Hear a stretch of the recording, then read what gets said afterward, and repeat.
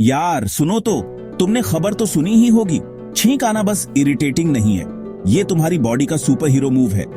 पर असली में नाक में होता क्या है? जब डस्ट, पॉलन या कोई छोटा सा वायरस तुम्हारी नाक में घुसता है तो तुम्हारा दिमाग एकदम से मैसेज भेजता है, इसे बाहर निकालो।